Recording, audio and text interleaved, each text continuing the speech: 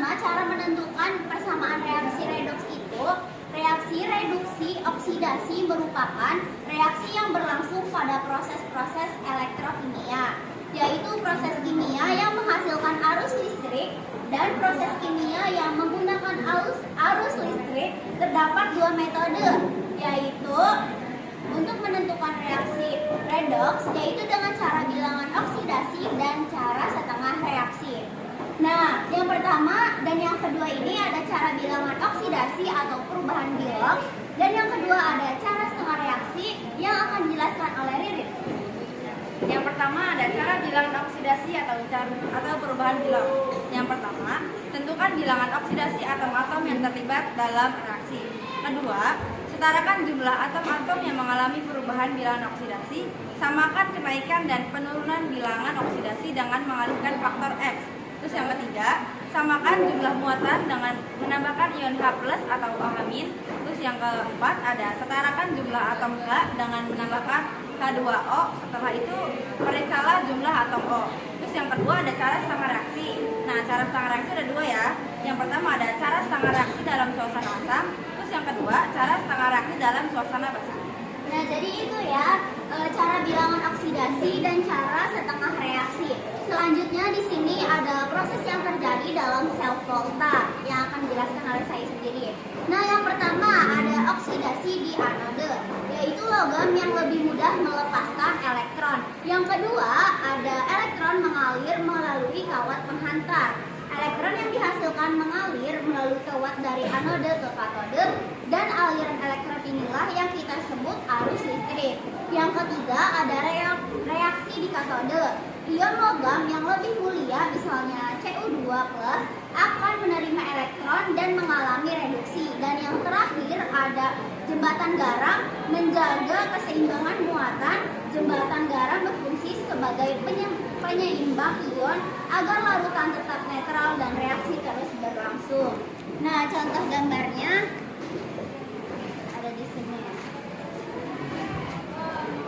Nah, ini contoh gambar yang sudah saya sebutkan tadi.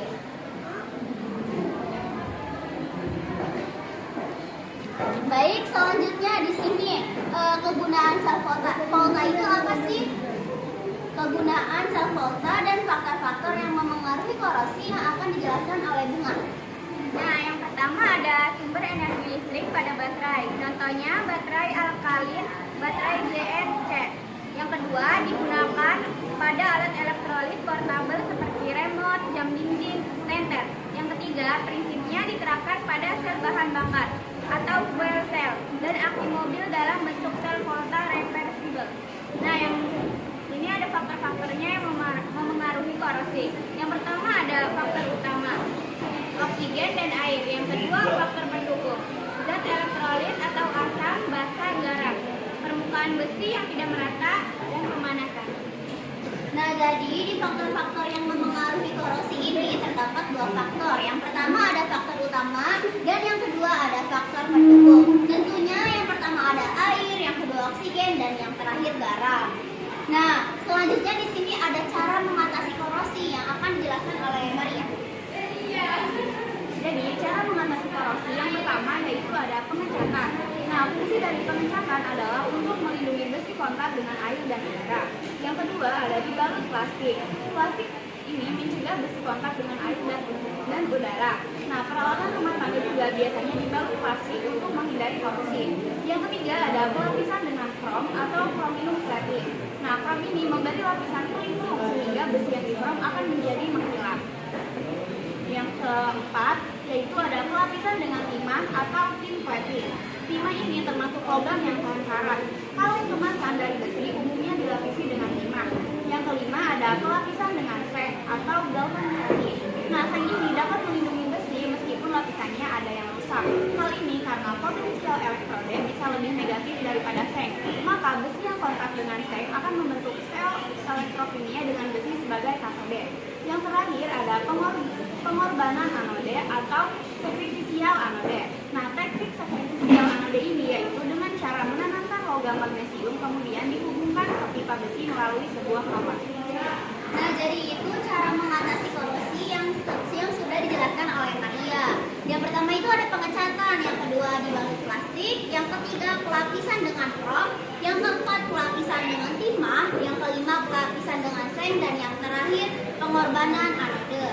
Nah, di sini selanjutnya ada hukum Faraday 1 dan hukum Faraday 2. Hukum Faraday 1 akan dijelaskan oleh Reva. Nah, jadi bunyi dari hukum Faraday 1 adalah jumlah zat yang dihasilkan pada elektrode sebanding dengan jumlah arus yang dialirkan pada zat tersebut. Nah, di sini ada rumus dari hukum Faraday 1. Di sini ada 3 rumus. 1, W sama dengan E dikali X dikali I dikali T kan 96.500. Nah, ini yang kedua, W sama dengan E dikali F. Yang ketiga, W sama dengan E dikali C per 96.500. Nah, W itu adalah berat zat endapan yang terjadi. I itu kuat arus. E adalah berat akuivalen zat. T adalah waktu. Nah, di sini ada hukum Faraday 1 ya. W itu tentunya massa, I itu muatan, I itu arus, T itu waktu, dan E berat ekuivalen. Lalu di sini ada hukum Faraday 2 yang akan dijelaskan oleh Hairul. Hukum Faraday 2 bunyinya, jika arus listrik dialirkan ke dalam beberapa sel elektrolisis yang dihubungkan seri, jumlah berat zat yang dihasilkan pada tiap elektrode dibanding dengan berat ekuivalen tiap-tiap zat tersebut. Dan rumusnya dibagi. Nah, rumusnya adalah W1 dibagi W2 sama dengan W1 dibagi W2. W1 dan W2 adalah berat endapan 1 dan 2 gram. Kalau W1 dan W2 adalah berat ekuivalen zat 1 dan 2 air per valensi. Nah, baik, sebelum menuju ke kesimpulan, apakah teman-teman ada yang mau bertanya? Baik,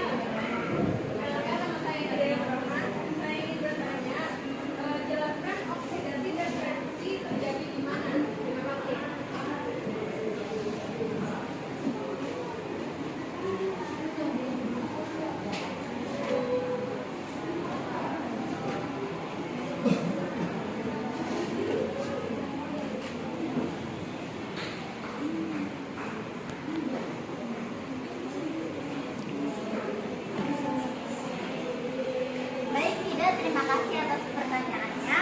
Jadi, oksidasi dan reduksi itu terjadi di anoda dan katoda. Iya, betul. Apakah ada lagi? Ya.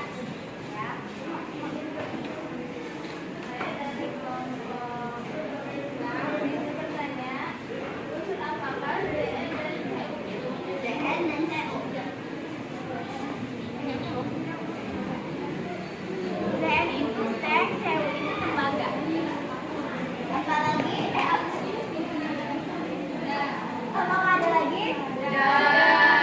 Nah, sebelum penutupan, di sini ada kesimpulan yang akan dijelaskan oleh Maria.